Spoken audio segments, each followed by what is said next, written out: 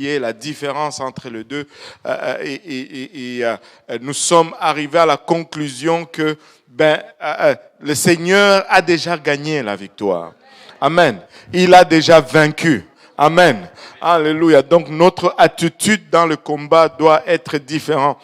C'est un combat arrangé. C'est comme si c'était un combat de boxe où le vainqueur était déjà décidé d'avance, mais on te demande juste de monter sur le ring. Amen.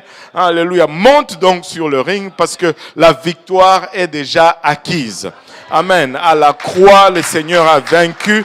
À la croix, le Seigneur a eu une victoire totale et nous marchons dans cette victoire. Oui, il y a des péripéties. Oui, nous devons monter sur le ring. Oui, alléluia, nous devons faire tout ce qui doit être fait, mais nous avons la victoire. Alléluia, alléluia, nous avons la victoire.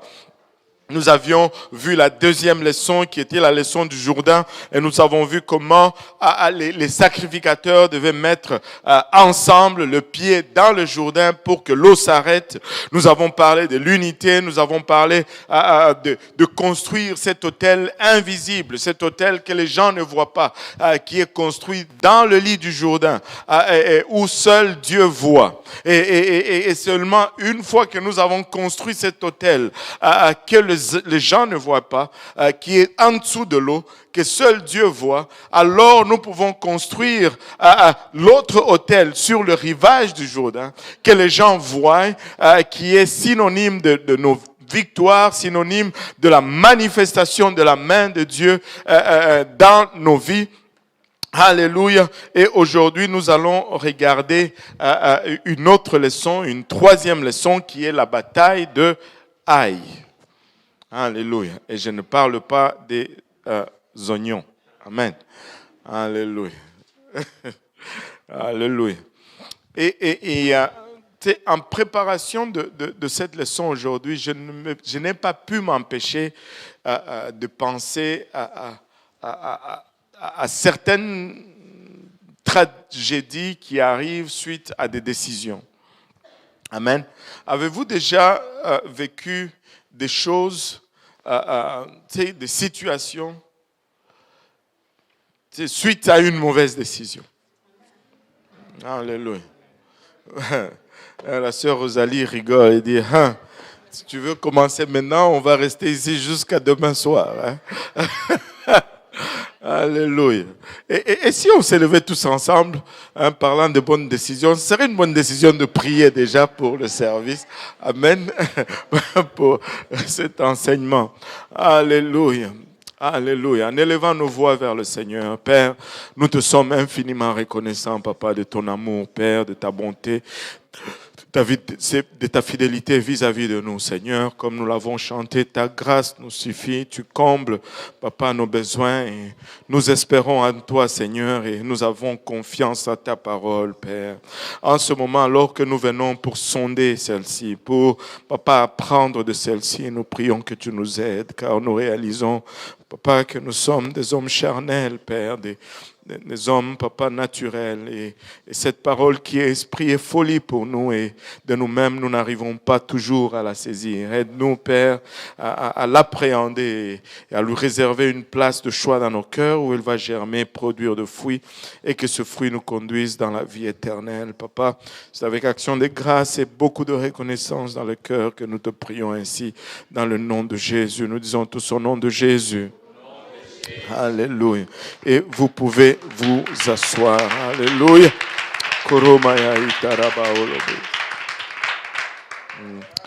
Nous en avons tous fait des décisions qui ont conduit à des situations un peu que nous aimerions n'avoir pas à vivre. Amen. Quand j'ai pensé à ça, il y a toute une panoplie de situations dans ma vie qui sont venues à la tête, mais j'en ai retenu une. À un moment donné, j'avais appris que les voitures diesel consommaient beaucoup moins. Et comme je conduis beaucoup, je me suis dit, je vais m'essayer. Je suis allé au Nouveau-Brunswick. J'ai acheté une première voiture diesel. C'était une Jetta. En tout cas 2000 quelque chose, et je l'ai amenée, elle avait 10 ans d'âge ou 12 ans d'âge ou quelque chose comme ça. Je l'ai amené ici et puis c'était ma toute première expérience avec une voiture diesel.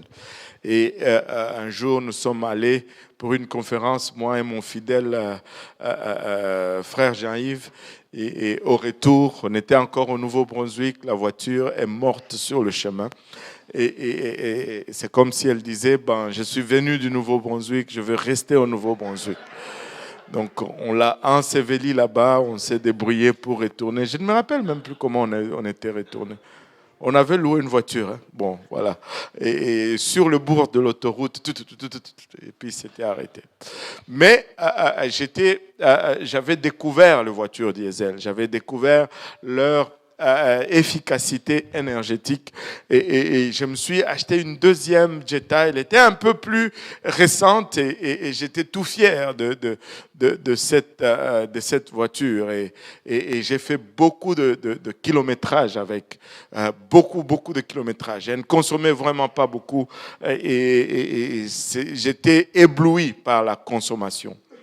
Et après l'avoir conduit pendant longtemps, elle était rendue à 380 000 kilomètres ou quelque chose comme ça.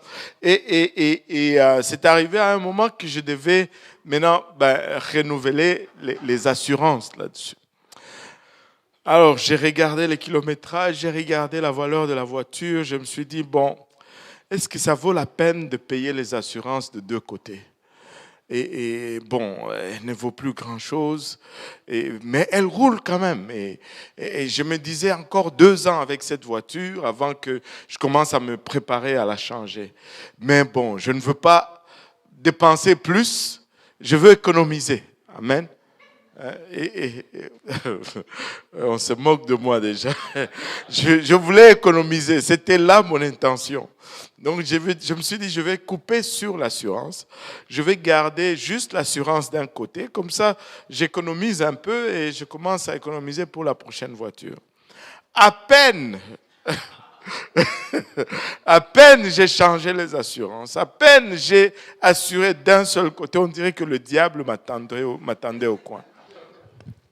On était ici dans un service un dimanche, et puis je me dis, et le service était bien, et puis quelqu'un est venu me voir, pasteur, je dois aller, je ne sais plus, ramener un ami ou une amie à l'église de l'Est, et puis est-ce que tu peux me prêter la voiture ?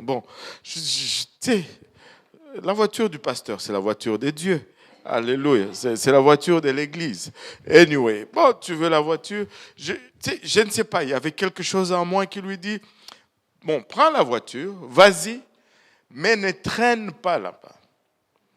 Dépose la personne et reviens tout de suite. Vous savez ces paroles qui sortent comme ça. Pourquoi, tu ne sais pas. Mais dépose la personne et reviens tout de suite. Non, vous savez, il faut écouter. Même des choses simples. Juste écoute. C'est parti. La voiture est partie. Au lieu de retourner tout de suite, on est resté, regarder un peu le service. Et puis quand on voit que le service va finir, là on veut revenir. Et puis poum, accident, voiture, perte totale. Et là, je me retourne vers les assurances, rien. $0. J'ai dit, mince, à peine je viens de changer les assurances, pam, ça me frappe. Là, je vous donne un conseil.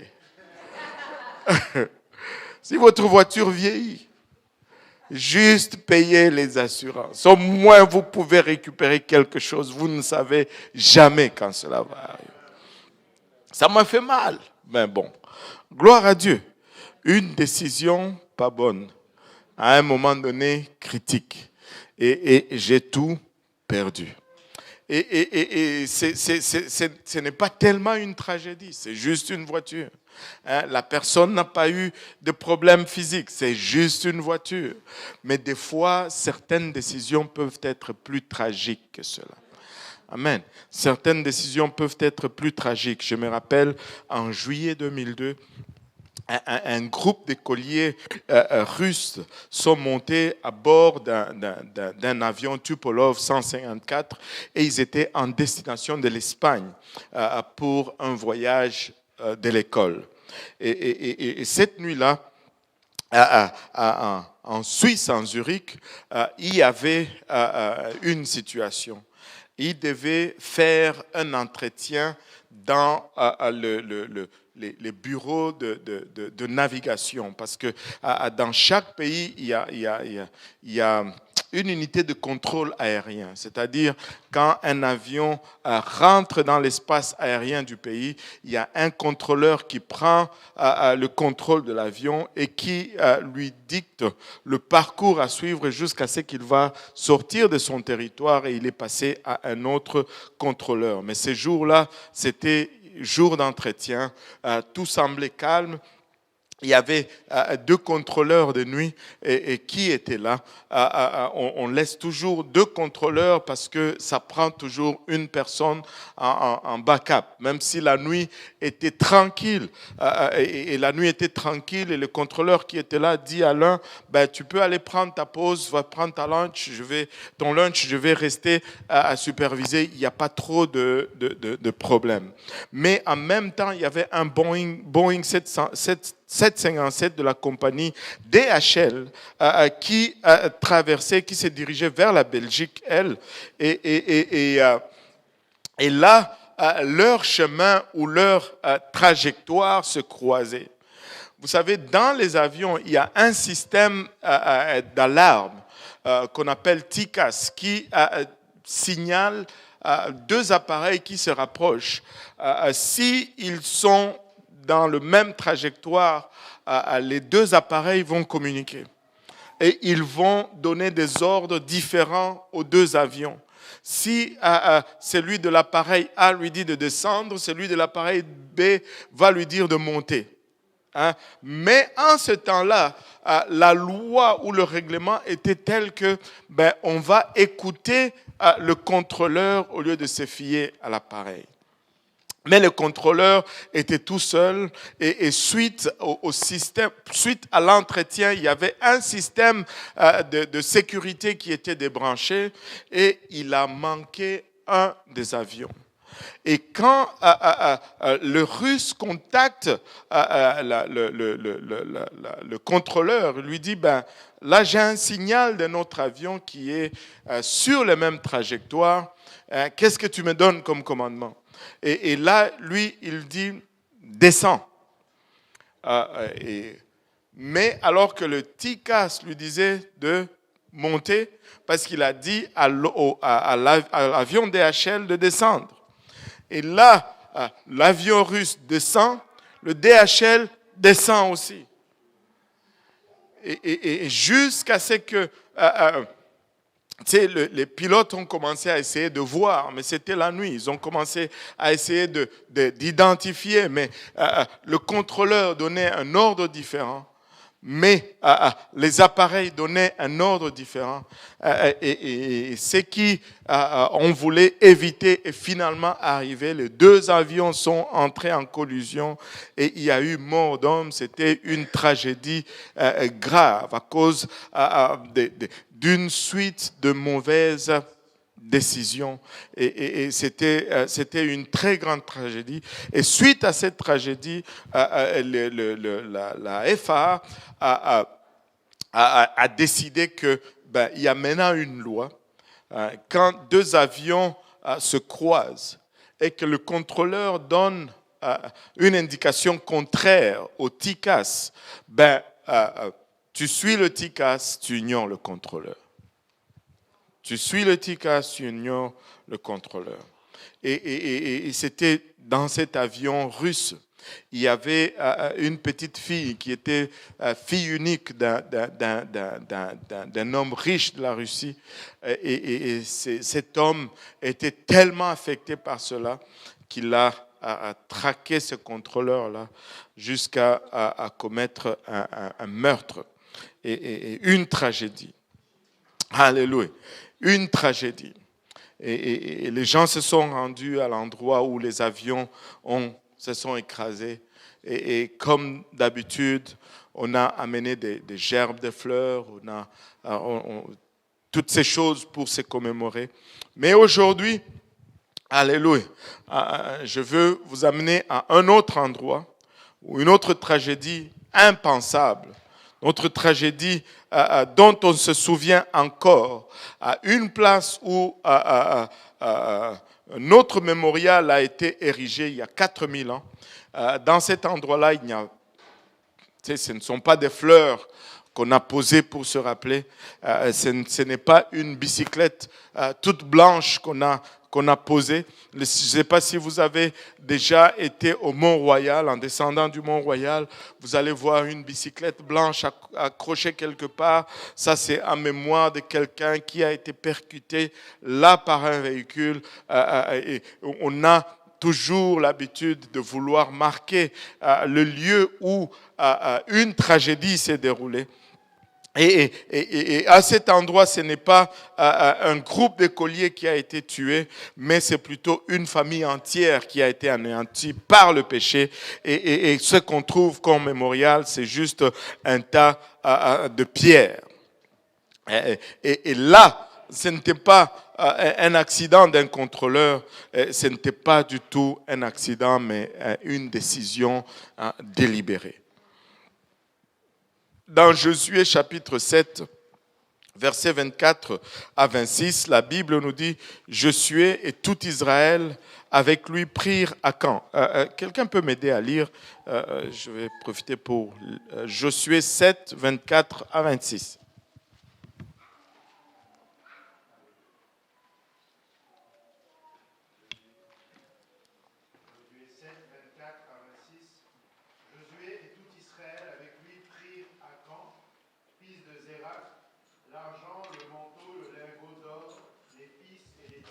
Les fils et les filles d'Acan, ses bœufs, ses ânes, ses brebis, sa tente et tout ce qui lui appartenait. Et il les fit monter dans la vallée d'Acan.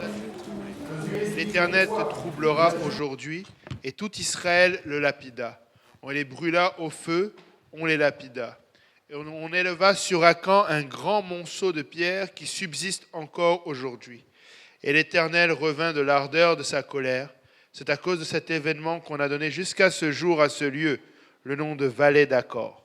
Alléluia.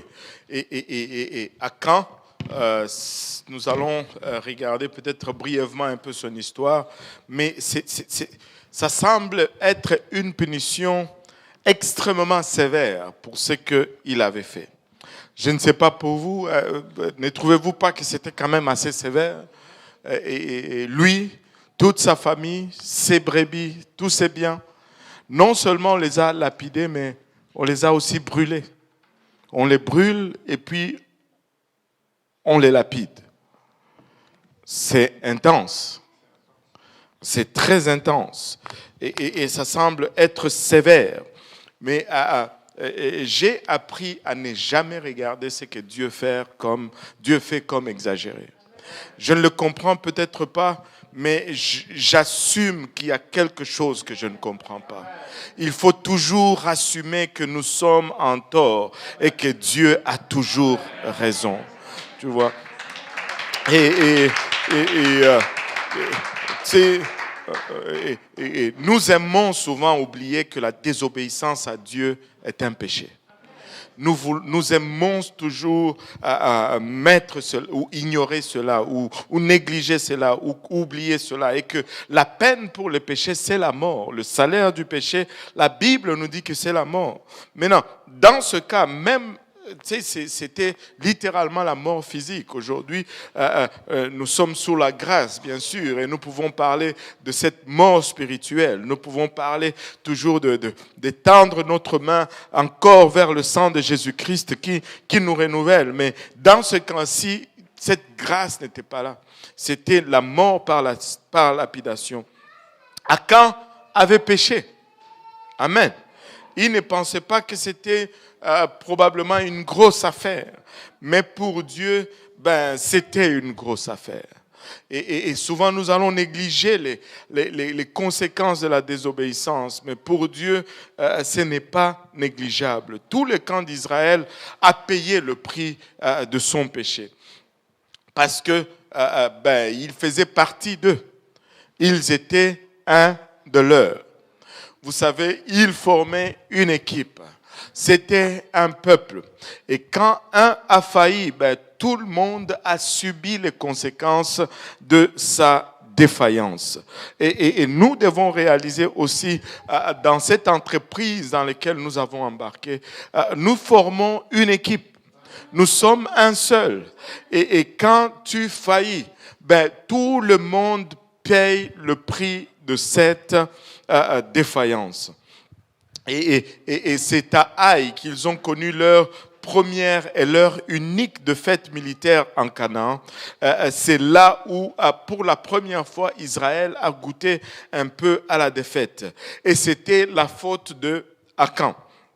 Et il ne faut jamais sous-estimer la grandeur ou l'ampleur des dégâts qu'une personne peut faire en dehors de la volonté de Dieu. Tu sais, quand tu marches hors de la volonté de Dieu, les dégâts peuvent être énormes. Il y a ces choses que nous ne voyons pas. Il y a ces choses que nous ne mesurons pas. Et les dégâts peuvent être énormes. La Bible nous donne des avertissements encore et encore là-dessus. Ecclésiaste 9, verset 18 nous dit « La sagesse vaut mieux que les instruments de guerre, mais un seul pécheur détruit beaucoup de biens. » Waouh! Ecclésiaste 9, 18. Et ça nous dit, la sagesse vaut mieux que les instruments de guerre. Waouh! Mais un seul pécheur détruit beaucoup de biens. Moi, je ne savais pas que celle-là était dans la parole. Vous, je ne sais pas si vous l'avez vu avant, mais moi j'étais comme waouh! Alléluia. Regardez, la Bible nous exhorte toujours à éviter de nourrir le péché. Regardez, parce que le péché va contaminer non seulement nous, mais et beaucoup d'autres gens autour de nous. Hébreux 12, 15 nous dit « Veillez à ce que nul ne se prive de la grâce de Dieu et jouissez de la grâce de Dieu. Saisissez-vous de la grâce de Dieu. Accrochez-vous à la grâce de Dieu. Que personne ne se prive de cette grâce, à ce qu'aucune racine d'amertume poussant des rejetons ne produise du trouble. » Et non seulement cette racine va grandir, mais elle va produire des enfants. Elle va se multiplier et que plusieurs n'en soient infectés. Juste l'amertume d'une personne va infecter plusieurs autres personnes. Alléluia. Paul donne cet avertissement dans le livre de 1 Corinthiens 5. 1 Corinthiens 5, le 6e verset, Paul donne cet avertissement. Il dit, c'est bien à tort que vous vous glorifiez. Ne savez-vous pas qu'un peu, que tout le monde dise un peu de levain fait lever toute la pâte. Waouh! Juste un peu de levain, ça fait lever toute la pâte. Et il y a encore d'autres avertissements comme ça dans la parole de Dieu, ça et là. Et regardez, la Bible donne un avertissement sévère. Nous prenons ces choses des fois à la légère. Regardez le même chapitre de Corinthiens, le 11e verset. Il dit, c'est une parole dure. Que de nos jours, quand tu parles comme ça ou quand tu agis comme ça, tu es catégorisé d'extrémiste, de quelqu'un qui n'aime pas les gens. Mais la parole de Dieu nous dit, maintenant, ce que je vous ai écrit, c'est de ne avoir des relations avec quelqu'un qui se nommant frère est impudique ou cupide ou idolâtre ou outrageux ou ivrogne ou ravisseur, de ne pas même manger avec un tel homme. Waouh! Ce n'est pas avoir de relation avec lui, mais s'il rentre dans les McDo où tu es, toi tu sors. Allô?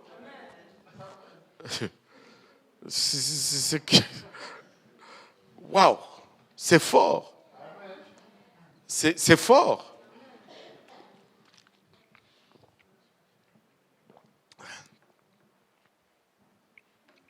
Et le péché d'Akan était tellement stupide. Tu sais, il a volé un vêtement qu'il n'allait probablement jamais porter en Israël. Parce que leur standard vestimentaire était particulier, était loin de ce que les Babyloniens avaient comme... ils volent un vêtement qu'ils n'allaient probablement pas porter. Vous savez, des fois, nous allons nous battre pour des choses. Anyway. Il a pris de l'argent et de l'or qu'il n'allait probablement jamais dépenser en Israël. Et vous savez, on ne peut pas servir Dieu et le péché. On ne peut pas servir Dieu et Mammon en même temps. Et c'était tellement stupide parce que ça n'allait pas produire autant que ça. Et qu'il est triste que des fois, nous chrétiens, nous laissons des petites habitudes ou des choses tellement insignifiantes et des choses que des fois nous faisons en secret, des choses que des habitudes que nous développons ou des désirs auxquels nous nous accrochons, des choses qui n'ont pas de signification. Nous laissons ces choses nous voler une vie de victoire avec le Seigneur. On va s'accrocher sur des choses qui ne vont même pas importer d'ici 2 ans. Allô? Même des fois 2 ans, c'est loin. Au rythme où la mode change, les gens vont se battre avec les dirigeants sur un style de vêtement et 6 mois après, c'est démodé. Et inutile. Complètement inutile, loin de la victoire pour quelque chose de temporaire. Et la tragédie là-dedans est que les gens se mettent à l'écart par leur propre rébellion contre Dieu. Oh moi, on ne veut pas m'utiliser, oh moi. Non, tu t'es mis toi-même sur la touche. Tu t'es mis toi-même sur la touche. Quelqu'un qui marche en ligne avec ce qui est mis comme précepte. Il n'y a rien d'autre si ce n'est le plaisir de le voir être utilisé par Dieu. Mais quelqu'un qui, déjà dans les petites choses, il marche en rébellion, il est tout le temps contentieux. Tu ne veux pas lui donner quelque chose parce que tu ne veux pas toujours être en contention avec lui. Si on suit, on se met en ligne avec la parole de Dieu. Mais si on est tout le temps contentieux, on se met à l'écart soi-même quand on se met en rébellion contre Dieu. Et savez-vous où ça se manifeste le plus? Savez-vous quand est-ce qu'on le voit le plus qu'il y a un problème? Dans l'adoration.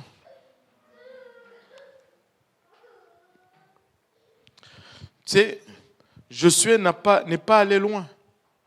Il a dit à Akan, glorifie Dieu. Loue un peu, voyons si tu peux le faire. Tu sais, des fois c'est triste de la position où tu peux être et voir certaines choses. Des fois, tu sais, la salle est en pleine adoration. On est en train de... La présence de Dieu est là. Mais tu vas voir quelqu'un qui est là en train de littéralement tourner dos à la plateforme, la main dans les poches, en train de converser d'une situation qui est à 36 000 kilomètres d'ici. La présence de Dieu est là. Et je ne sais pas, peut-être c'est suite aussi à la façon que j'ai été élevé, mais les mains dans les poches là, je ne sais pas, je n'arrive pas. Et je sais qu'on est au Canada et je sais que c'est l'hiver et qu'il fait froid. Mets donc des gants si tu as froid aux mains. Mais sors-les de ta poche, ces mains-là. Je ne sais pas, parce que je pense que ce n'est pas anodin. Tu sais, il dit lever les mains, c'est parce qu'ils ne sont pas supposés être dans les poches, ils sont supposés être dans l'air, en train de glorifier Dieu. Tu sais, je n'arrive pas, je sais pas, c'est peut-être juste culturel, mais pardonnez ma culture, mais juste tu sais, en présence d'adoration, alléluia, la main dans les poches, ça ne colle pas, ça chicote. Ça ne passe pas. Ça ne passe pas. Et le péché d'Akan était tellement égoïste. Il a mis en danger toute la nation d'Israël. Il a ralenti leur progression dans la conquête du pays que Dieu leur avait promis. Et ça a même coûté la vie à 36 des soldats israélites. Les premières pertes graves.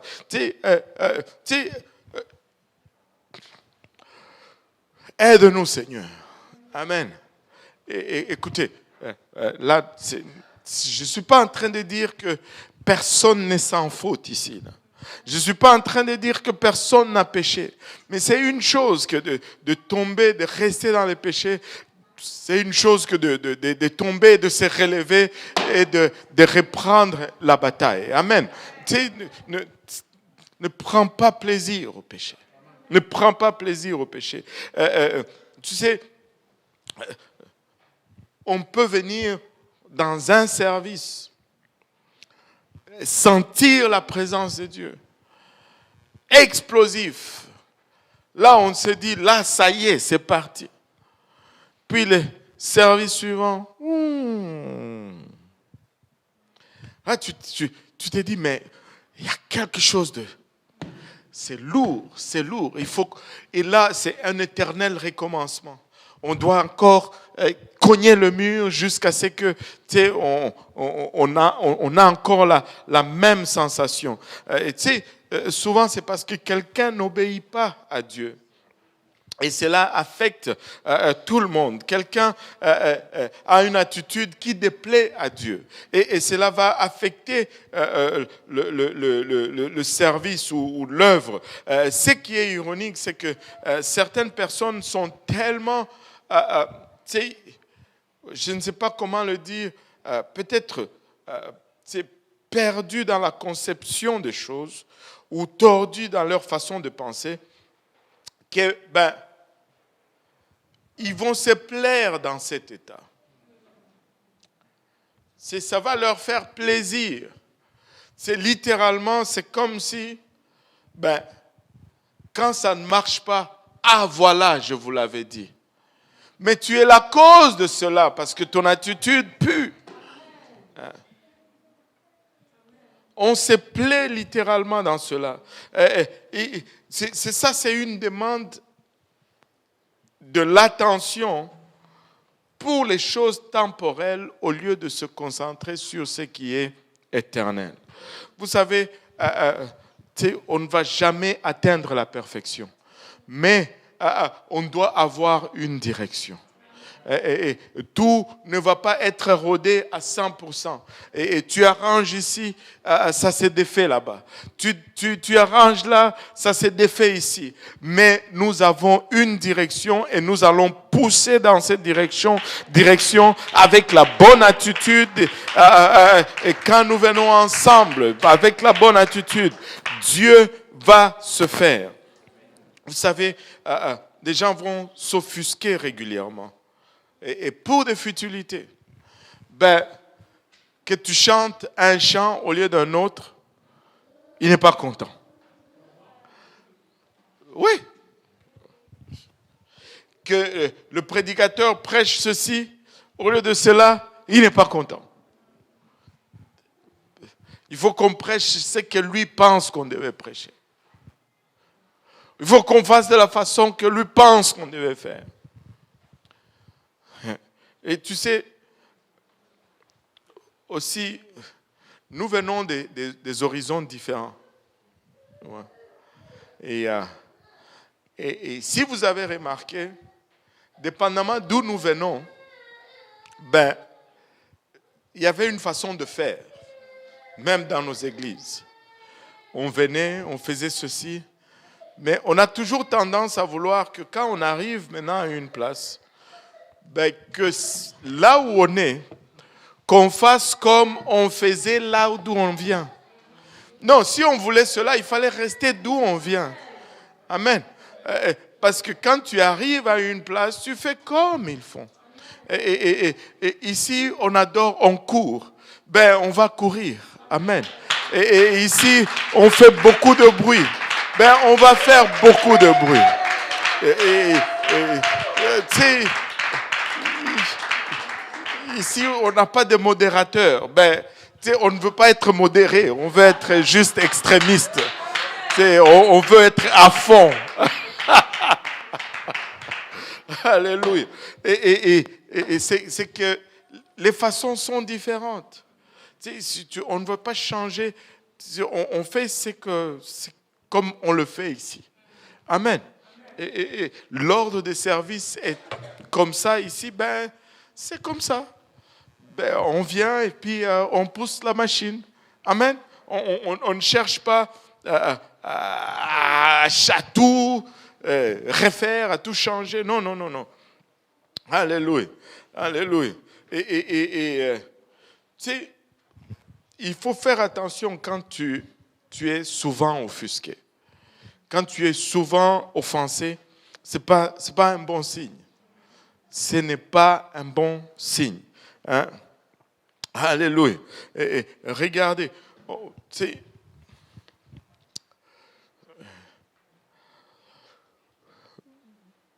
j'ai parlé avec...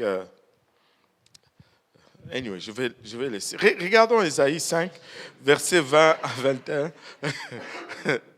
Ésaïe 5. Bon, il commence avec des questions. Vous voyez? Oui. C'est quoi la question? J'aimerais savoir la motivation. Cette motivation, de vouloir que les choses soient faites comme on les désire. Et aussi comment faire pour éviter d'arriver à cet endroit-là pour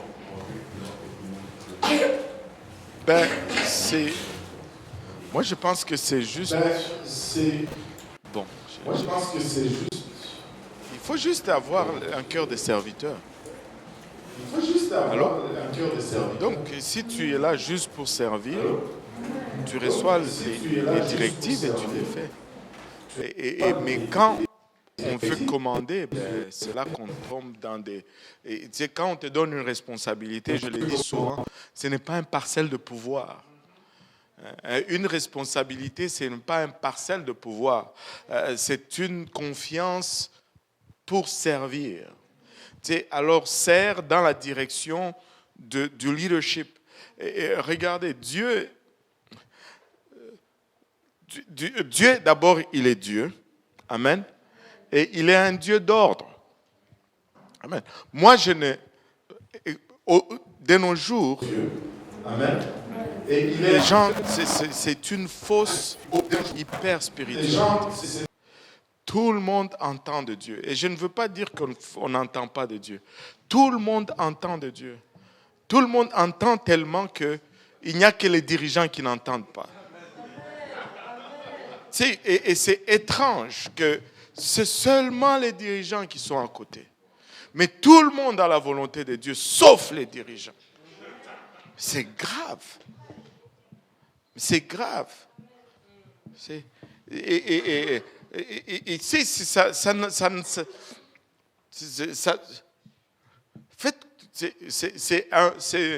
une marque de manque de confiance en Dieu, au fait. Au fait, quand on commence à penser cela, on pense que Dieu n'est pas à mesure de placer sur son Église les dirigeants qu'il pense qu'il convient pour le moment. Et nous tous, nous sommes temporaires. Chacun va être appelé à une position pour accomplir quelque chose. Et après, Dieu va... même si tu restes là toute ta vie, tu vas mourir. Et quelqu'un d'autre va prendre la relève. Quand Dieu va dire, OK, j'ai accompli la mission que j'avais pour cet homme avec les aptitudes qu'il avait, il a amené à ce que je voulais qu'il amène à la chose, il va mettre quelqu'un d'autre. Dieu est tellement puissant, là. Va enlever quelqu'un. C'est juste, pop, tu es fini. Il peut juste amener une moustique qui te pique et puis tu meurs. Mais alors pourquoi paniquer, vouloir dire non, non? Dieu est au contrôle. Ou il n'est pas. Alors? Donc, fais juste ce que tu as besoin de faire. Si c'est chanter, chante. Si c'est balayer, balaye. Si c'est enseigner une étude biblique, enseigne. Si c'est prêcher, prêche. Et Dieu prend soin de son Église. Il est au contrôle. Rien n'échappe au contrôle de Dieu.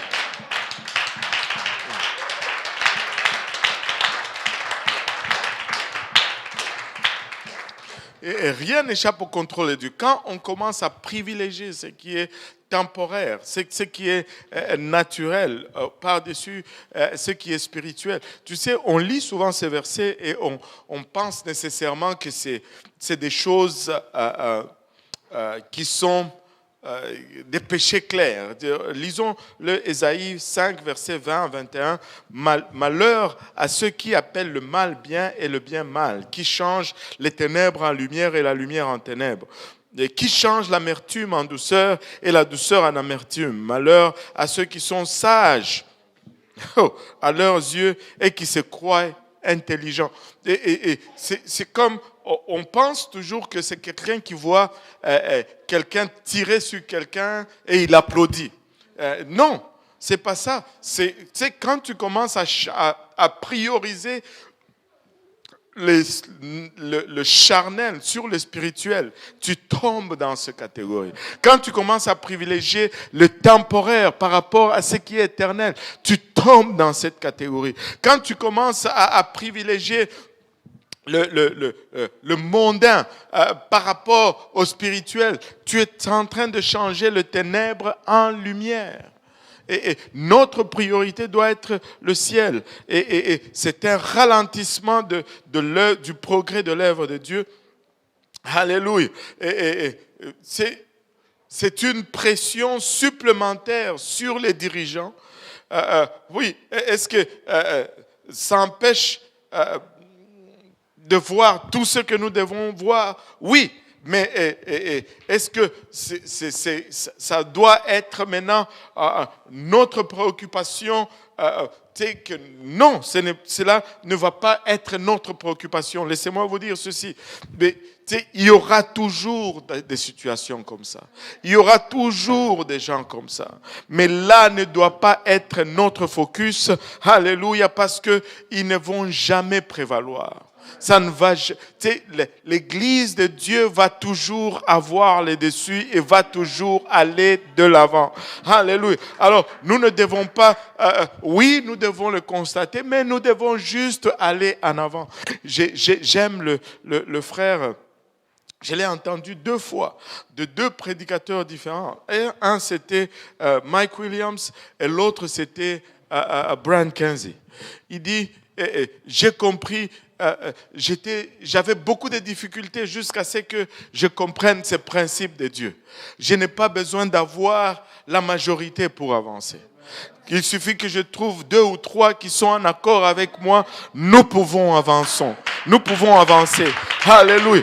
Et là où 2 ou 3, alléluia, se réunissent et sont en accord, là sa main se trouve. Là, alléluia, il est au milieu d'eux. On ne doit pas s'arrêter parce qu'il y a quelqu'un qui n'est pas d'accord. Quelqu'un vient te voir, oh, moi je ne suis pas d'accord parce que le frère Mutombo a dit maintenant que le mardi c'est la répétition. Ben, c'est ton problème. Moi je vais aller mardi à la répétition. Alors, moi mardi, j'essaie d'éclairer mon calendrier. Et, en plus de cela, c'est quoi? C'est 1 fois par mois? 1 fois par mois. Maman Nankaye. Seigneur Jésus, aide-nous. 1 fois par mois. Oh non, de toutes les façons, si on le met lundi, oh non, c'est la veille de dimanche et on a été à l'église dimanche. D'abord, où est le problème à être à l'église tous les jours? Moi, je ne sais pas pour vous, mais ça ne me dérange pas du tout. Si je peux... Oh, vous. dans les écoles, on va tous les jours. Au travail, on va tous les jours. Il y en a au marché, ils vont tous les jours. C'est comme, mais quand vient le temps d'aller à l'église, où est cette loi qui dit que tu peux trop aller à l'église? Où est cette loi-là? Vous savez pourquoi on a de tels débats? C'est parce que nous ne priorisons pas l'église. Nous ne priorisons pas les choses de Dieu. Mais l'école, que nous priorisons cela. Là, parce que après l'école, il y a les diplômes. Après les diplômes, il y a l'argent. Et puis, l'argent, je peux aller tout. Même les jours qu'on dit qu'il n'y a pas d'école, on y va quand même. Allô?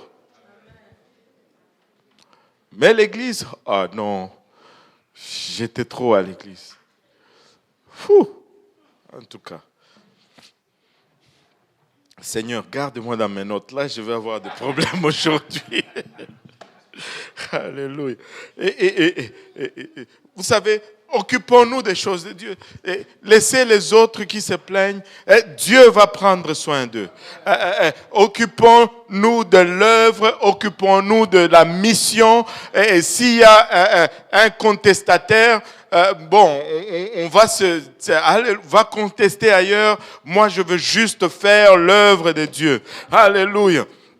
Je veux juste faire l'œuvre de Dieu. Je ne veux pas argumenter avec les sceptiques. Je ne veux pas argumenter avec le chiche. Alléluia. Tout ce que je veux, c'est juste donner plus que ceux qui sont avares. Je veux vaincre les critiques.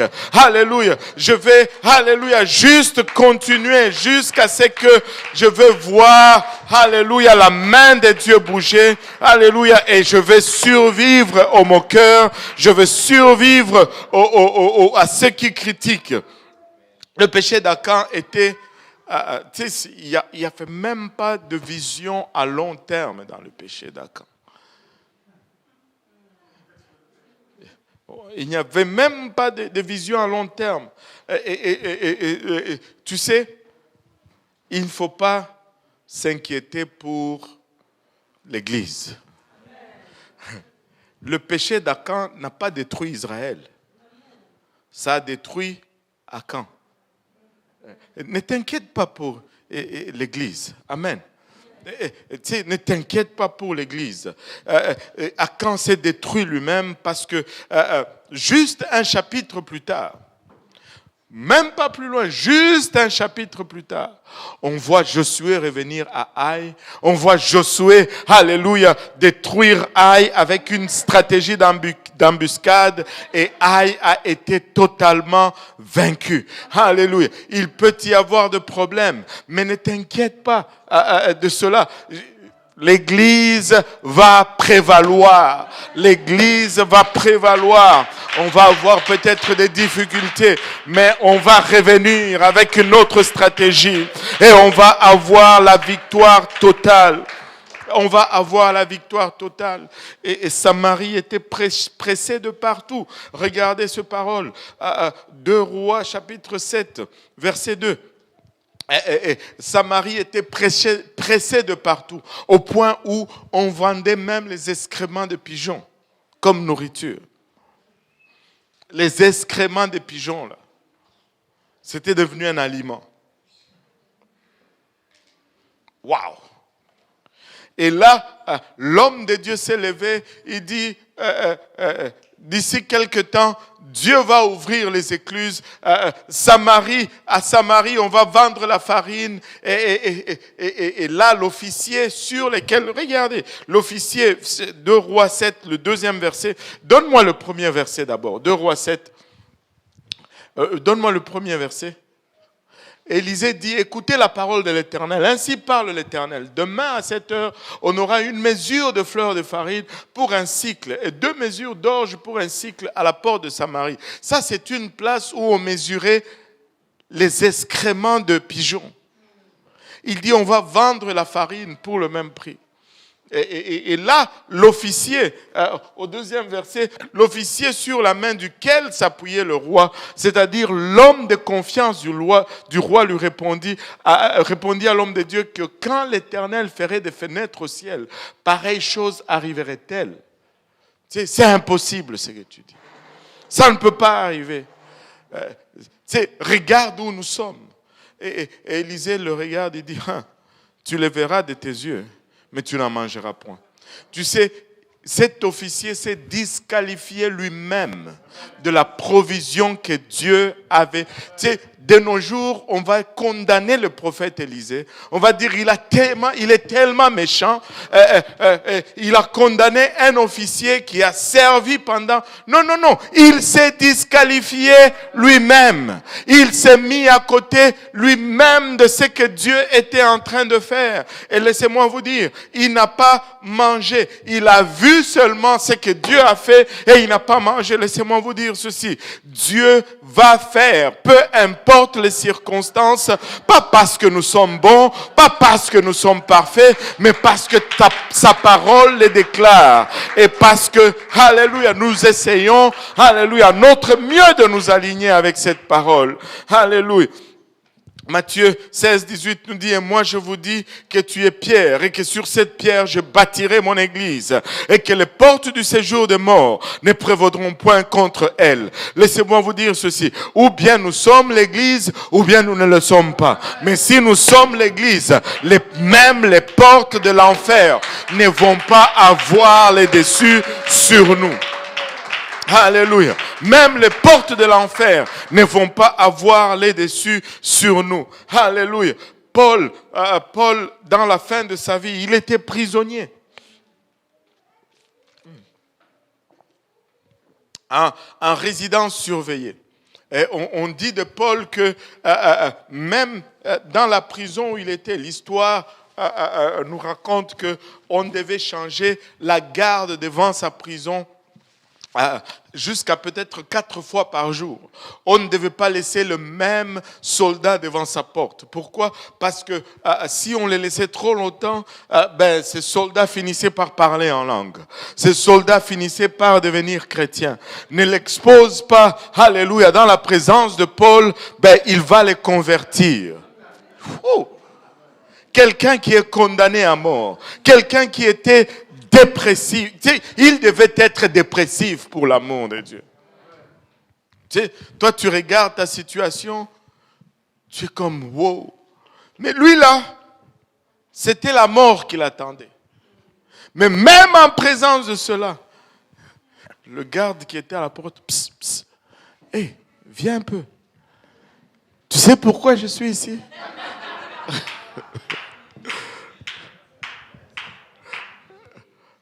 Avant, j'étais là où je tuais. Maintenant, je suis ici. C'est à cause de ce Jésus. Et avant qu'on ne réalise, le soldat, alléluia, se repentait de ses péchés. Il était rempli du Saint-Esprit et il cherchait un endroit où se faire baptiser au nom de Jésus-Christ pour le pardon de ses péchés. Tu ne pouvais pas laisser la même garde toute une journée. C'était trop. C'était trop. Oh Seigneur Jésus, que cela nous saisisse. Sa situation ne l'affectait pas. Ses circonstances ne dictaient pas ce qu'il était. Seul son Dieu dictait qui il était. Son Dieu dictait son attitude. Son Dieu dictait, alléluia. Il n'a pas laissé le temporaire, alléluia, jeter un ombre sur l'éternel. Il n'a pas laissé, alléluia, ce qui était la fatalité de sa vie. Il n'a pas laissé cela affecter qui il était dans le Seigneur. Paul pouvait vraiment dire qu'il était en Christ et qu'il était une nouvelle créature et que son espérance n'était pas seulement dans ce monde, mais dans le monde au-delà. Et c'est le même Paul qui écrit, on parle de lui, ceci, dans les regardez les derniers passages du livre des Actes, nous dit ceci, Actes 28, verset 30 et 31, nous dit, Paul demeura 2 ans entiers dans une maison qu'il avait louée. Il recevait tous ceux qui venaient le voir. Waouh! Prêchant le royaume de Dieu, en attendant sa mort, en attendant son exécution, prêchant le royaume de Dieu et enseignant ce qui concerne le Seigneur Jésus-Christ en toute liberté. Prisonnier, mais il enseignait en toute liberté et sans obstacle. Sans obstacle. Et ce mot ici, sans obstacle, c'est le mot akolutos. Akolutos. Ça veut dire inarrêtable. Ça veut dire inentravable. Et il avait la pensée établie sur ce qu'il devait faire. Et rien, alors rien n'allait l'arrêter. Paul était inarrêtable. Littéralement inarrêtable. La condamnation à mort qu'il pesait sur lui. Laissez-moi nous dire ceci. Je ne veux pas vous dire, je veux nous dire. Laissez-moi nous dire ceci. Qu'on te diagnostique d'une maladie, wow, c'est la fin. C'est fini là. Mais Paul, c'était plus que ça. On va te tuer. Allô? Mais même cela n'a pas arrêté Paul. Il était inarrêtable. Il était inentravable. Il était instoppable. Il avait que le regard établi sur le ciel et la seule chose, c'était la prédication de l'évangile. Pourquoi? Parce que Paul était un soldat dans l'armée de l'Éternel. Il était un soldat dans l'armée de l'Éternel. Es-tu un soldat dans l'armée de l'Éternel? Et comment on chante cette chanson en créole là? Moins soldat, moins ce soldat Jésus. Alléluia. Es-tu moins ce soldat Jésus là? Ou bien es-tu juste en pique-nique ou en croisière? Cherchant juste une vie confortable. Nous, ces soldats Jésus. Amen. Nous, ces soldats Jésus. Alléluia. Nous, ces soldats Jésus. Est-ce qu'on peut se lever tous ensemble? Si vous êtes des soldats, voulez-vous vous lever? Alléluia. Ne restez pas assis comme des civils. Alléluia. Et vous savez que mon grand-père était soldat. Et pour lui, civil, c'était comme une insulte. Il regardait quelqu'un, il dit civil, il y a pamba pamba.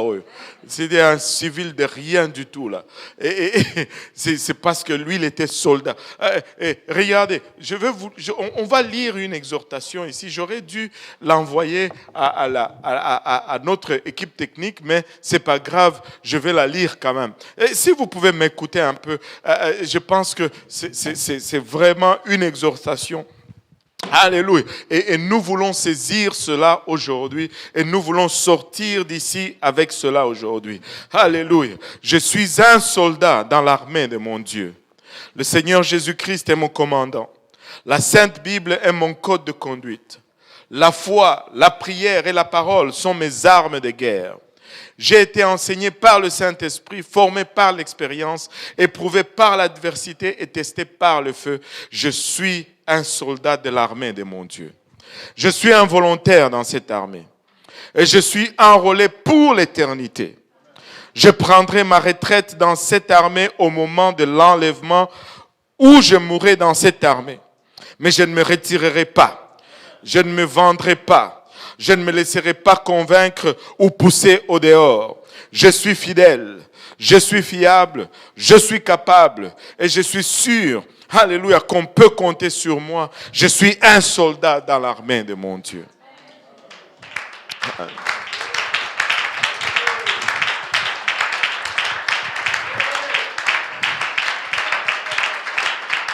Je suis un soldat dans l'armée de mon Dieu. Si mon Dieu a besoin de moi, je suis là. S'il a besoin de moi à l'école du dimanche pour enseigner aux enfants, je suis là. Travailler avec les jeunes, je suis là. Aider les adultes ou simplement s'asseoir et apprendre, je suis là. Il peut m'utiliser car je suis là. Alléluia. Je suis un soldat, je ne suis pas un bébé. Je n'ai pas besoin, alléluia, qu'on me dorlote, qu'on me caresse, qu'on m'amorce ou qu'on me trompe, qu'on me prenne dans les bras ou qu'on m'éduque. Je suis un soldat dans l'armée de l'Éternel. Alléluia.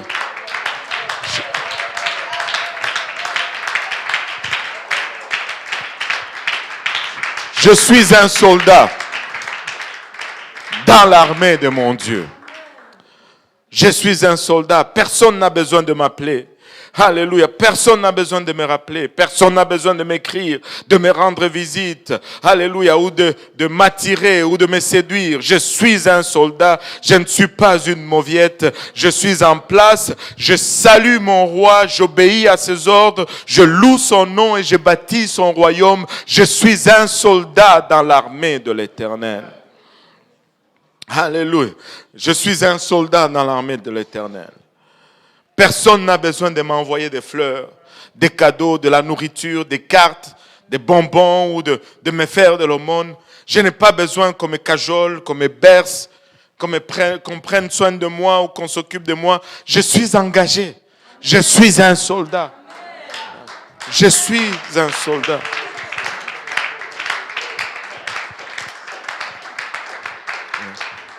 Je suis un soldat dans l'armée de l'Éternel. Je ne peux pas être blessé au point de me faire changer d'avis. Je ne peux pas être suffisamment découragé pour me détourner. Je ne peux pas assez faillir pour me faire abandonner. Je suis un soldat. Alléluia. Je suis un soldat. Quand Jésus m'a appelé dans cette armée, je n'avais rien. Même si je n'ai rien, j'en sortirai quand même vainqueur. Je gagnerai. Mon Dieu pourvoira à tous mes besoins. Je suis un soldat. Je suis un soldat dans l'armée de l'Éternel. Je suis plus qu'un concurrent. Je triompherai toujours. Je peux tout faire par le Christ qui me fortifie. Les démons ne peuvent pas me vaincre. Les gens ne peuvent pas me décevoir. Le temps ne peut pas me fatiguer. La maladie ne peut pas m'arrêter. Alléluia. Je suis un soldat. La bataille ne peut pas me vaincre. L'argent ne peut pas m'acheter. Le gouvernement ne peut pas me réduire au silence. Et l'enfer ne peut pas me maîtriser. Je suis un soldat dans l'armée de l'Éternel. Alléluia.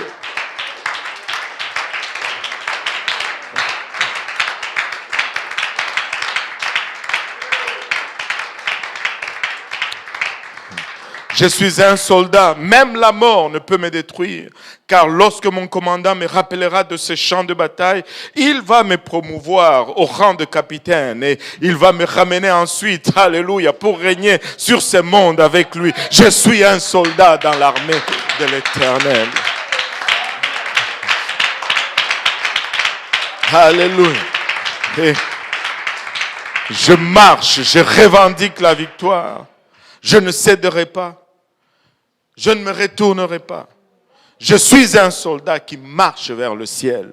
Je suis un soldat dans l'armée de l'Éternel. Es-tu un soldat? Es-tu engagé? Alléluia. Alléluia. Pouvons-nous élever nos voix et nos mains pour un moment? Alléluia. Pouvons-nous, Hilabashata, recharger nos batteries pour un moment?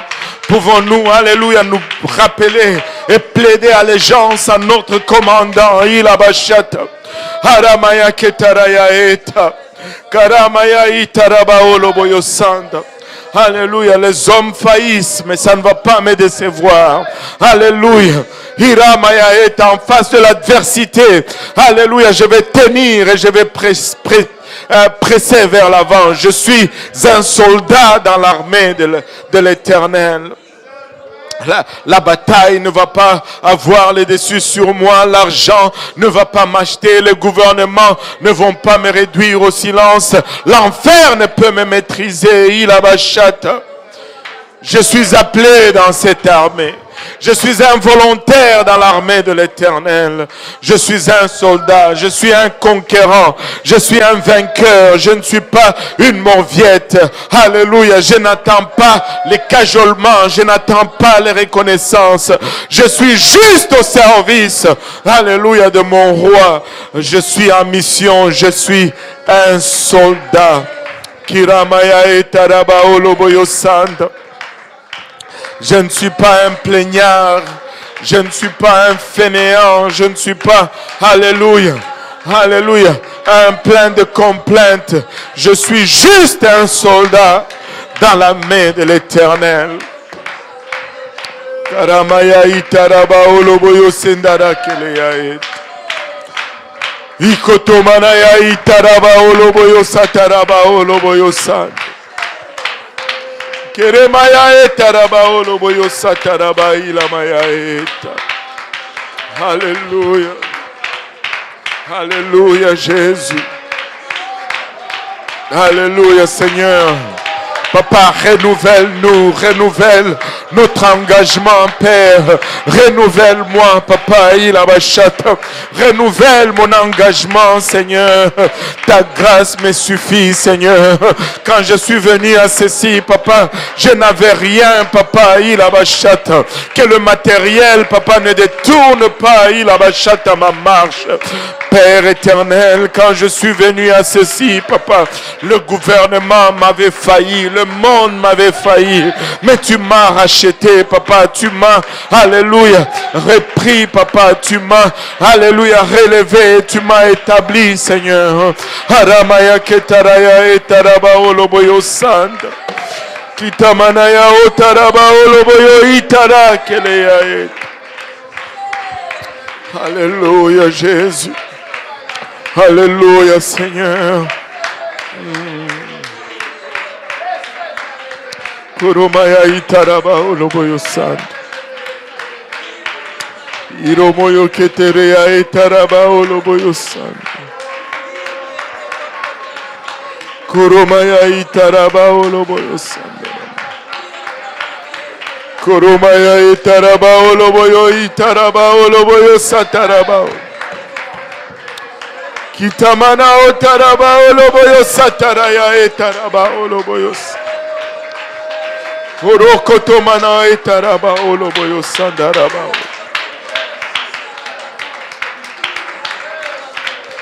Karamaya etaraba oloboyo sandaraba oloboyo san. Alléluia. Alléluia Jésus. Je suis juste un soldat. Je suis juste un soldat. Je suis juste un soldat. Il a bachata. Appelle-moi, appelle-moi pas. Alléluia. Je suis un soldat. Alléluia. Aramaya ketaraya ota. Je suis juste un soldat. Je suis juste un soldat dans son armée. Alléluia. Gloire au nom de Jésus. Gloire au nom de Jésus. Alléluia. Tu sais, juste une petite pensée avant de nous séparer. Je ne sais pas si c'est vraiment ça, mais je le ressens vraiment. Tu sais, le frère Brunel a posé une question, mais comment faire avec ses motivations? Tu sais quoi? Si tu aimes Jésus, plus que tu aimes cette chose, Jésus va te donner la chose. Mais des fois, nous aimons un ministère plus que nous aimons Jésus. Nous aimons une position plus que nous aimons Jésus. Nous aimons la reconnaissance plus que nous aimons Dieu. Nous aimons peut-être une carrière, mais si nous aimons Jésus plus que cette chose, alors Jésus va nous donner la chose. Mais si nous aimons la chose plus que Jésus, ben c'est mieux qu'il ne nous donne pas parce que ça va nous perdre. Ça va nous perdre. C'est aime Jésus plus que ce que tu aimes. Et Jésus va te le donner et ça va être correct. Et tu n'auras pas besoin d'avoir peur de réussir ou d'avoir peur d'être perdu. Mais aime Jésus plus que tu aimes la chose. Alléluia. Et tu vas rester sur le bon chemin. Le problème, ce n'est pas ce que nous avons. Le problème, c'est où se trouve notre amour. Alléluia. Gloire au nom de Jésus. Regarde ton voisin, dis-lui, je suis un soldat.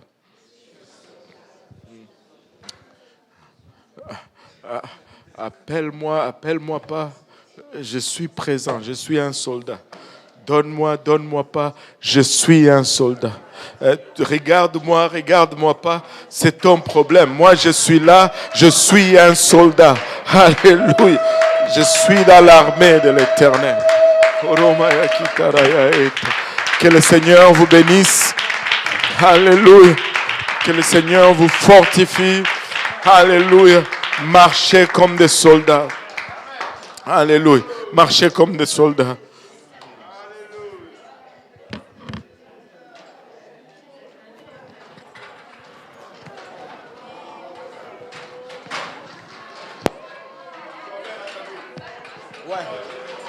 Ouais, ça c'est vrai. Appelle-moi, appelle-moi ça.